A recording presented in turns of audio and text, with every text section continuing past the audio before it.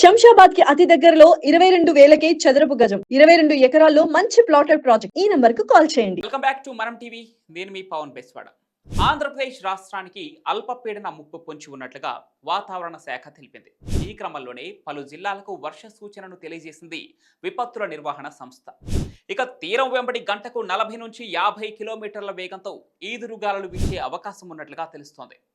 ఉత్తర బంగాళాఖాతంలో అల్పపీడనం ఏర్పడనున్న నేపథ్యంలో రాష్ట్రంలో రానున్న 3 రోజులు పలు ప్రాంతాల్లో భారీ వర్షాలు కురిసే అవకాశం ఉన్నట్లుగా విపత్తుల నిర్వహణ సంస్థ మేనేజింగ్ డైరెక్టర్ రోణంకి కోర్మనాథ్ హెచ్చరికలు జారీ చేశారు. మే 26వ తేదీన అల్లూరు సీతారామరాజు, గుంటూరు, కర్నూలు, కృష్ణా, అనంతపురం జిల్లాలో మోస్తరు నుంచి భారీ వర్షాలు పడనున్నట్లు తెలిపారు.